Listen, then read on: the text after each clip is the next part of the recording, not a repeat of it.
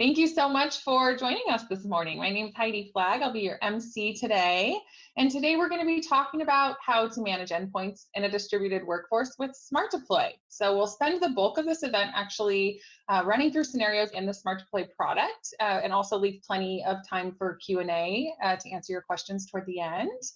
And you actually won't hear much from me today, so let me introduce the real stars of the show.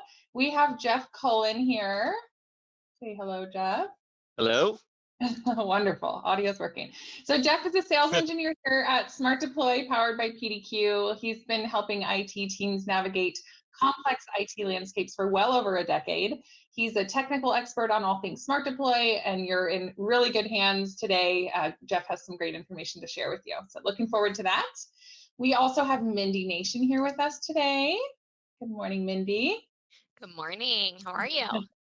Doing well. Great. So Mindy oversees our new business sales team here at Smart Deploy, and she's spent the last 8 years on the Smart Deploy team helping solve unique environment-specific needs and ensuring customers find success with our products. So happy to have both Jeff and Mindy here today for this presentation.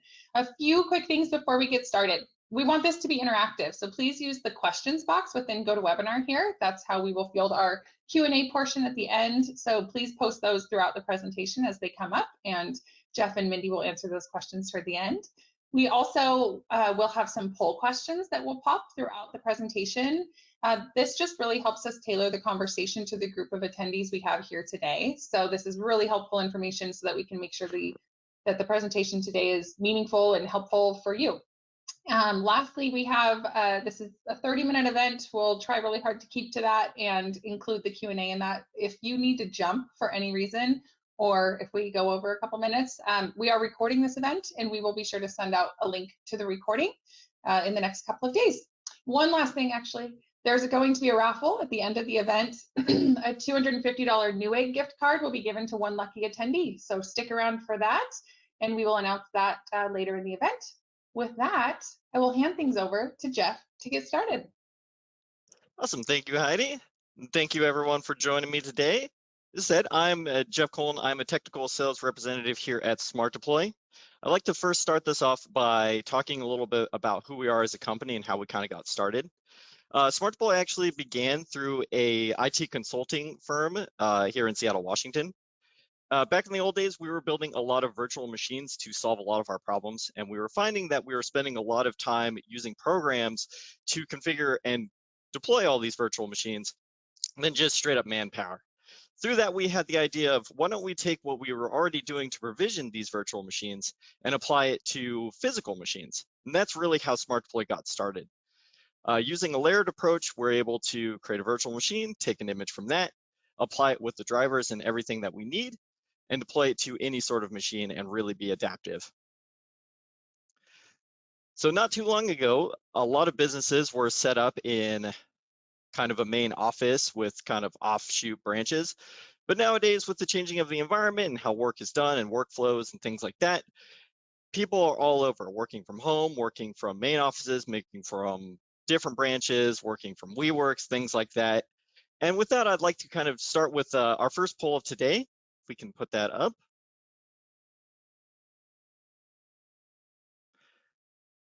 And the question is, how many end users work at least one day per week? Very interested to see how many people are working remotely, how many people are working from home. And we will have the results of that here in a minute, but we'll just move on. So everyone has a chance to vote.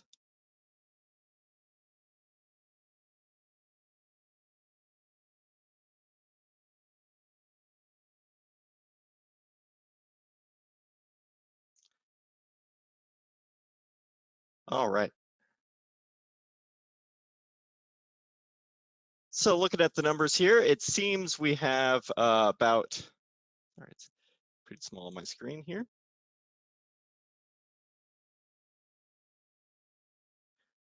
About 75% or more is working from home, less than 25% coming in with 33%. So good range of people working from home and people working from the office.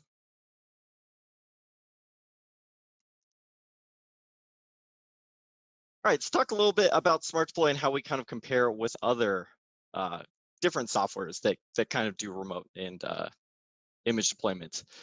So a big thing that people kind of look towards with Smart Deploy is ease of use and ease of setup. So when compared with like Case and SCCM, we definitely are way ahead in those fields. We really designed Smart Deploy to be an easier solution. Very quick, very helpful in the way that we use wizards and how everything's set up. We also excel in quality of support and ease of admin. That allows us to really manage all of our devices and things through a centralized console. And with our support staff, we're very helpful. We're very hands-on, very responsive. So if you're ever having any issues, we're right there for you.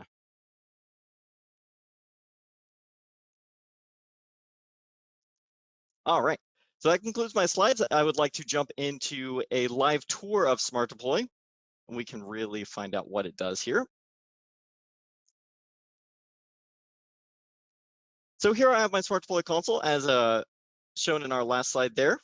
We've really designed it to be easy to use, very straightforward, not a lot of things going on. Really wanted to simplify the process for you. Through the activities tabs here, we are able to do a lot of our management. So adding devices allows us to create a client. Everything done through Smart Deploy is done through these clients. These get installed on end machines, and that's really how our adaptiveness towards working from home, working from an office comes into play. This client is designed to check for a local connection first directly through the network.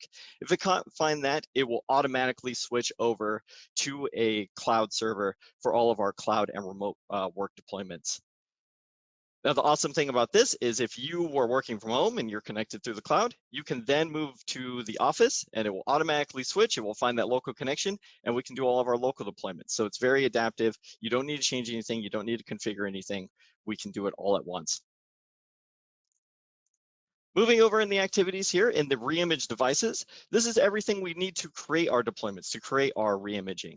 And this is all laid out in order from building the virtual machine to capturing it, to downloading the platform packs for specific makes and models of machines, creating the answer file, which does things like signs into the domain and what image, what we want to install, naming the machine, and then creating the media itself. So just to move down the line here, in computer management, once a client is installed and checking in, it will show up here in this tab.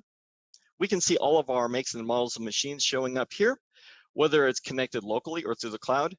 And we can select one, many, all, whatever we need to deploy images, applications, drivers. This is all touchless deployment. So once I send this out, that machine gets that message, it downloads what it needs and applies everything we have selected. We can also capture user states. We can deploy user states. We can join domains. We can rename machines. We can deactivate those machines. We can expand a little bit upon this and see what's installed on this machine, different operating systems, processors, things like that, as well as a message history of everything that we have done or pushed out, if you ever wanted reference of what might have been installed. Moving down in the management tab here, in software management, this is going to be more of a broad scope of everything that we have installed on all of our software. So we're able to see that I have Notepad and 7-Zip installed on 4 different clients here. I can install or upgrade that specific software on all of these machines that it is reporting in on. I can also view the clients to see exactly what machines that I have that have 7-Zip installed in this example. And then I can go through, I can uninstall and remove those, as well as take an inventory of all of that. Last section here in the management section is patch management. This allows us to push out Windows updates and Microsoft updates. I can select machines, I can see what is available, I can sort through and figure out. Pushing out updates as a whole, this will bypass everything, download directly from the Microsoft Store and apply to those machines. It will also let me know if I need to reboot or if an update failed or anything like that. I'm able to sort and figure those out. So that's everything for the management aspects of Smart Deploy. We can actually move on to how Smart Deploy works. So Smart Deploy works in a layered approach. So the first thing that we would create here is a reference machine. So the reference machine will be built through a virtual machine. This virtual machine will be hardware independent, not tied to any domains, nothing that might add it to a specific machine or user. From there, we'll just run Windows. We'll install Windows, go through the out of box, do everything that we need to do there, run all the Windows updates, and then from there we can actually create our image, or we can start installing softwares on this if we so choose. So the idea here is we have one machine that looks exactly the way that we need. From this machine, we will then capture an image. This image will be the base of all our deployments. This is all the settings that we've set up, any softwares that we've installed, all the Windows updates. Once we have our image, we will then get platform packs, and platform packs are very unique to Smart Deploy and one feature that a lot of people love. So I have another poll that I'd like to do here to see how many different makes and models of machines that we will be managing. So the question, how many different hardware models do you support? So we'll give everyone a second to answer here.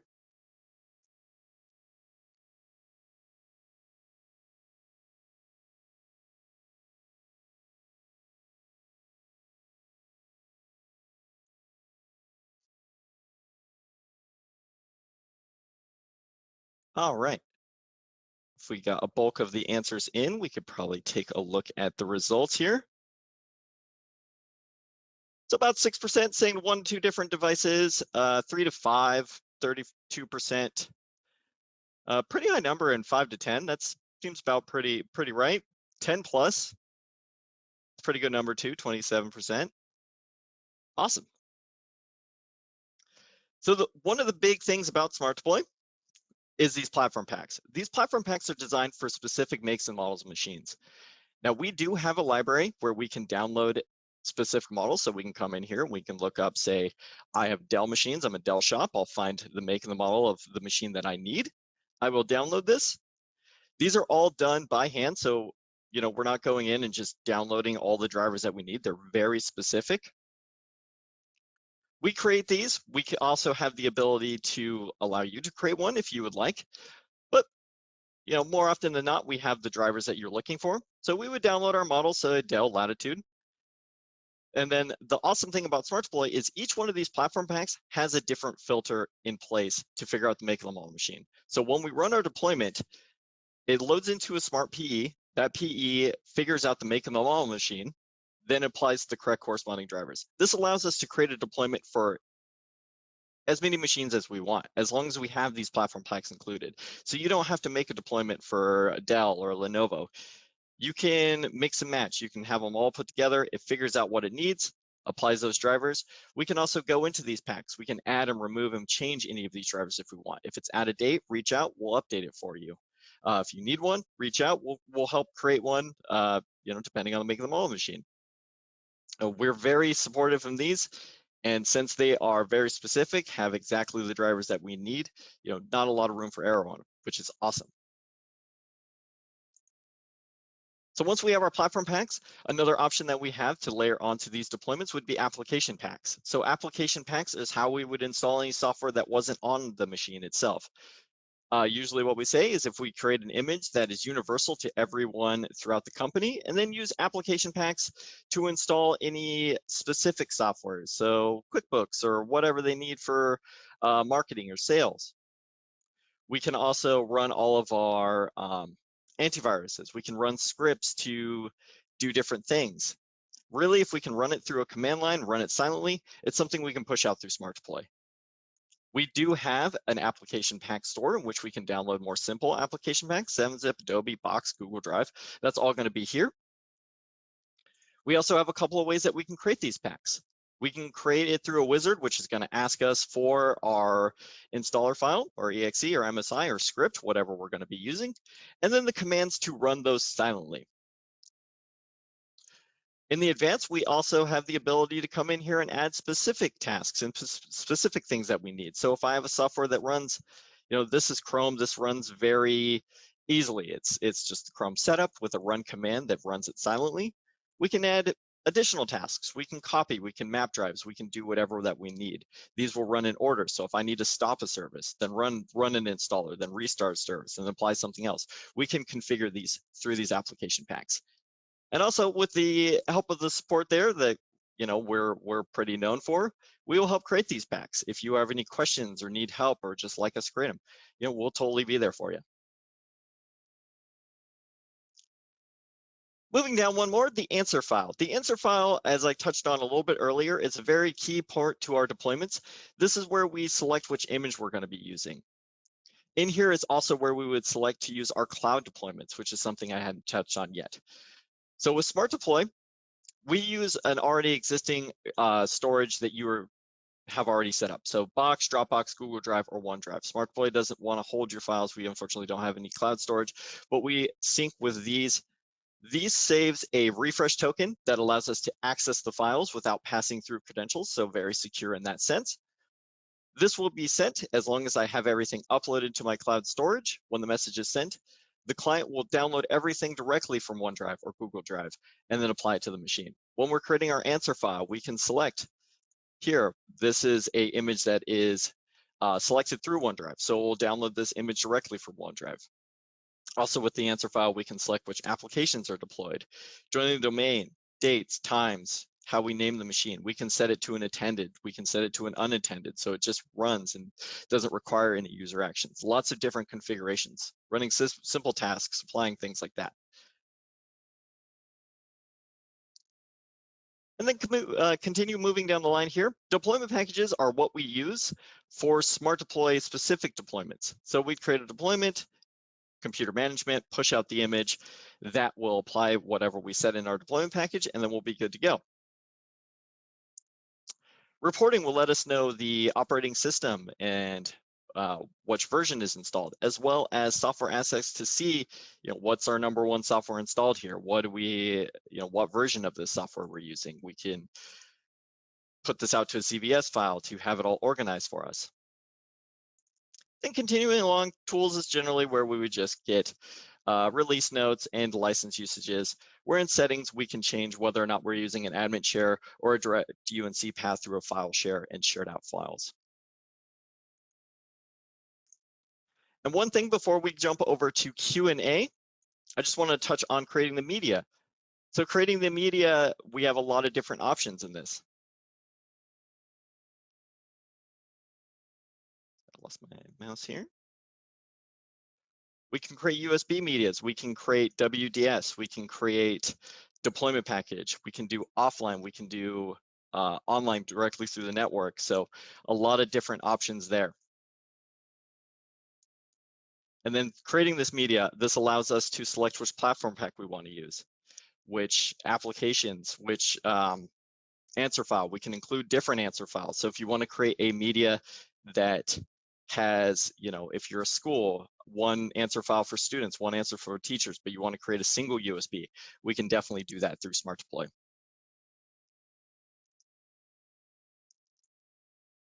All right, and that concludes the tour of everything that Smart Deploy has to offer.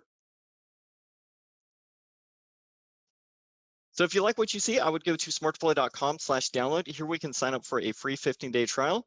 It's fully functional, so if you want to try any of those cloud-based deployments, any sort of offline, all those deployments, those are all there. That also comes with the support of myself and everyone on our team. And with that, I'm going to pass it over to Heidi for Q&A. Awesome. Thank you, Jeff. That was a really great walkthrough. Thanks for running through those scenarios.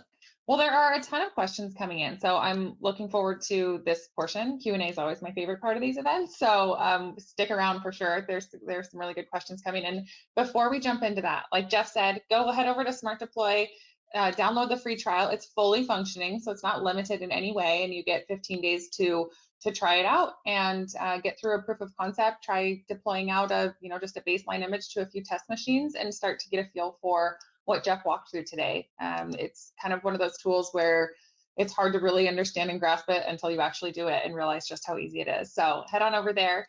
The raffle winner for today, so a $250 Newegg gift card, is going to Alex Hahn. So congratulations, Alex. Thanks for being here. We'll reach out after the event to get you your gift. All right, let's jump on in here. So I'm just going to start working through these. We have Mindy available as well if there's anything that sits in her world that she can help address, but we'll just jump on in. So Joseph would like to know, do you still need a local server to store the images, or can they be stored in the cloud now? So you would need a local storage to reference all of them, and that can be run through any sort of on-prem Windows, but you would have the way that it would work is you would have everything stored in the cloud. So if you created the answer file, you can select the image and everything. So it just needs to be in the cloud. But pushing out things, it still does need to be referenced within your storage there. So you do have to have the image and the application packs in order to initiate the deployments, unless it's just like a deployment package. Then you don't have to have the image. Great. And Gil would like to know, does Smart Deploy support Windows 11? Yes, it does. Yep. When we create our reference machine, it has to be configured in a different way just because of the requirements of Windows 11. But after that, once we have it all configured with the TPM and the encryptions and all that stuff, really the capture process, creating the image, creating the answer file, creating all that stuff is exactly the same. Great. And next question, what does the remote wipe application pack do? Does it wipe the OS or the local data only? So what the remote wipe actually does is it cripples the OS. So if you plan on using this, definitely encrypt your drive so people can't go in, but it cripples it and just deactivates the machine. And the only way to restore it is to apply a fresh image. Great. All right, question here. How is Smart Deploy licensed and priced? How do we get pricing information? Mindy, that might be a good one for you. I just realized that was me as I was talking to myself muted. Yeah, so we're licensed and supported on a per machine basis. We also vary in different packages that will work best for your organization based on the features that you would like included. So definitely reach out to your sales rep. If you don't have somebody, you can always email sales@smartdeploy.com. Wonderful. Thanks, Mindy. Yeah. All right, so many questions. They just keep coming in. We probably won't get to all of these today. We'll get through as many as we can. If we don't get to your question though right now, definitely we will follow up. You'll get an email, like I mentioned, with a link to the recording, but also an email from a rep in case you have questions, and they can certainly connect you with Jeff or one of our other technicians if we don't get to it today. All right, we'll keep moving along here. So let's see. Can we have more than one golden Windows image to deploy to machines? We have one base stack for general users and another for our developers. Yep, absolutely. You can have as many images as you want. That's totally fine. One suggestion that I like to give people is if you're creating a reference image through creating it through a virtual machine, create a very basic virtual machine. Install Windows, run the updates, get everything set in that way, and then use that clone tool. That allows you to just not have to keep configuring it. So if you're planning on using, creating different images instead of like installing everything and then capturing it and then removing things that you need and then installing it again, that clone tool is awesome. But when we have multiple images, as I was saying before, you can have all those. You can create, say, 2 different answer files. Then you can create a USB or a deployment or whatever you need to have both those answer files, both referencing completely different images that are either uploaded to the cloud or pulled through a network. And then it will take whatever image you select there. You can also have it select, you can choose the image during the deployment too. But yeah, to answer your question, absolutely. Great. Yeah, there was another similar question about whether to keep your image more, thin or whether to include the application. So I think that answers your question, Matt. If that didn't, feel free to reach out and happy to chat through that a little bit further. But definitely different options in how you decide to create your images, and it's really organization specific and what your needs are. All right, Jeff would like to know, do we have different regions and different time zones? How do we install different language packs as part of the image? So with the part of the image, you can install it on the image itself. Also, during the answer file, there is a section where we can select which language we're using. So yeah, we have a lot of, French Canadians, or I actually work with a lot of German customers and things like that. So yeah, you can definitely include those within the installation. So just install whatever language packs you need on the golden image. Or during the answer file, we can select if I want to use French or German or Japanese or whatever, we can have that selected as well. That's no problem. Great. Evan would like to know, can Smart Deploy image over a LAN or only through media? It can image through a LAN. So it's either going to, if we have the client installed, we can push everything out through a deployment package, which just gets promised through there. Or if you have a WDS server, we integrate with WDS to create a boot media that gets put into your WDS server that allows us to do the Pixie boot. So it doesn't have to be a physical media at all. Great. And I think that answers Brian's question. Can you image PCs through Pixie Boot? So that answer is yes. Right. All right. Awesome. And let's see, a question about this question. It's not really in the form of a question. It just says suggested size of the VM storing the image. Do we have any, requirements there in terms of the VM? I would generally, like, a very small image is only taking up like 25 to 30 gigs maybe. I usually say like 60. We do have a tool that will help build these virtual machines, but there's nothing crazy that this tool does. It just really simplifies the process, and that makes it about 120 gigs, but you can definitely get away with lower. Anything allocated with those virtual machines, this is actually something I didn't touch on. Anything allocated like size or anything like that doesn't carry over. So SmartPlay runs sysprep, and it partitions the drive based on that size. So the size of the virtual machine, as long as you're able to install Windows and all the softwares you need, that's really the limit. Great. Jordan wants to know, he says, how do you do computer groups? We use SCCM currently, and collections are everything to us. And feel free to jump back into the demo or into the product, Jeff, if that's helpful to walk through this. But if you could talk a little bit about computer groups, that'd be helpful. Yeah, computer groups are pretty simple through Smart Deploy. Really, we would come into computer management. We would select the machines that we want to add to a group, and then really just right-click group, add, and then I can put them into. I can either create a new one or I can join an existing one. So sadly, there's no like automation to join these into groups or anything like that. We can definitely filter and we can definitely search through makes and models, but you do have to manually just add them to whatever group you would like to. Great. Dylan wants to know, is there any log or report that shows why a platform pack or driver install might have failed? So could you show us what sort of detail we can see about actions that have been taken on a device, Jeff? Yeah, absolutely. So with logs and reporting and stuff like that, it really depends on where it fails. Like specifically what you're talking about with platform packs and things like that, we would want to look at logs. Let me see if I have some available. These would actually be when we image a device, they will be saved to a C Windows debug folder, and in there should be a SD console log. That's the one that we most look like or looking at. Let's see. I mean, it's just logs, so it's really not tremendously exciting, but it looks something like this. Then through here, we can definitely look through and see what gets applied, if it's able to see it, what error, more specific. But these will all be available within that C Windows debug folder. For domain joins, we want to look at net setup. If it's a client issue, that would be in C program file smart deploy client service SD client service logs. Those would be it. And then anything console based that we want to take a look at, those would be available in the C drive smart deploy under logs. So everything here, this would be anything that happens in the console.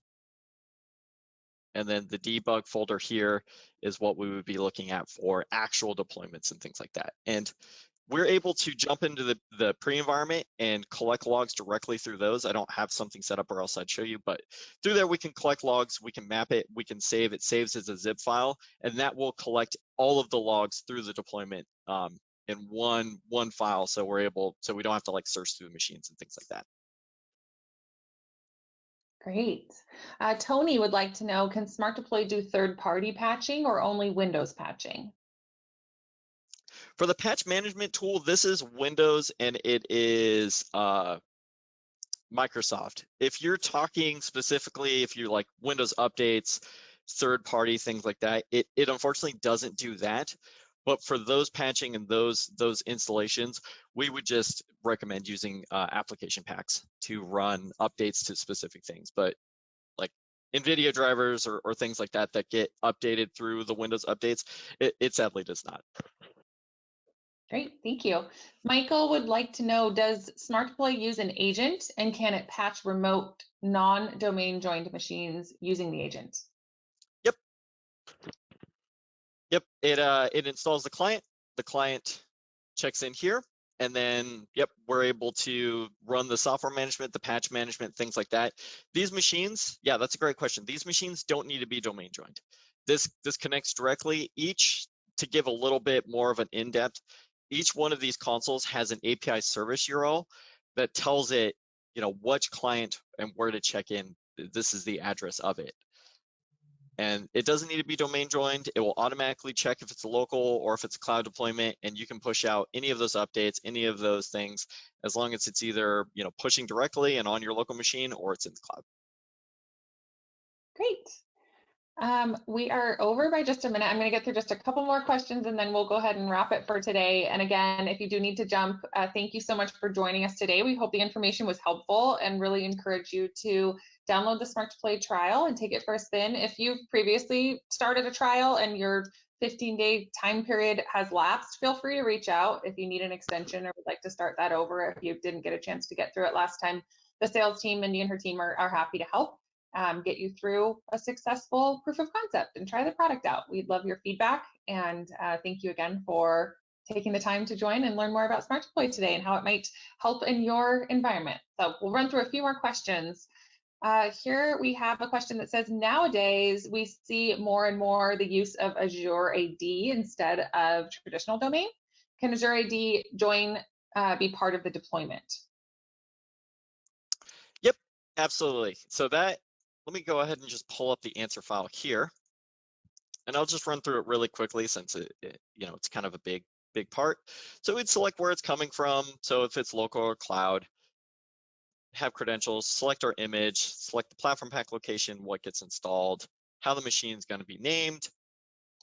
This is the user migration. We can put in a volume license key, a product key, which is something we definitely recommend. And then in network identification, this is where we would join the domain. So we can either do just a standard domain with FQDN format here. We can put that in whatever at .com, or we can prompt for Azure AD join. So once the user logs in or an image is applied, yeah, it just asks for that email to log into Azure, and then you're all set. And that's great with like hybrid accounts and things like that too. Great. Tony says, did you say Smart Deploy runs sysprep like automatically on the golden image, or do we need to manually run sysprep? I put my own emphasis on that question. I think that sounded like, really? Did you say that? So I appreciate it. Yeah, we run sysprep during our deployment, so you don't need to run it on the golden image. You don't need to mess with it at all. When we load up and apply the image, yeah, it runs sysprep and it does all that for you. So that is something that's totally automated through Smart Deploy. great. This will be a quick answer. Does Smart Deploy support Mac OS? It sadly does not, but our parent company, PDQ, has another application called Simple MDM that does. I would suggest you checking that out if you're interested in Mac OS support. Wonderful. Okay, one last question here. Andy wants to know, does IT need to first touch a new machine to install the agent before sending it out to an end user, or is there a way to have the user install the agent after they've received the new machine? So it's really kind of up to you. So we can install the agent in a couple of ways. We can do it actually during a deployment. So if you just get a new machine and you have a USB or WDS or whatever, install a new image, we can install the agent during the imaging process. If a machine gets sent to an end user, so you're in New York and they're in Calgary or whatever, and they get a machine, we create a client MSI here. And this can just be saved. It can put on a cloud storage. It can also be pushed out through group policy, or so if you just have a bunch of machines and you just want to deploy the agent massively, you can push it out through GPO. That's totally fine. But if you just send somebody this MSI, it has your service URL and your account ID and everything that it needs. They just need to run that installation, put it on the machine, and then it should check in here. So whatever you're comfortable with, if you think your users can handle it, you can just send it out to them. Wonderful. All right, we're going to go ahead and wrap. We're a few minutes over.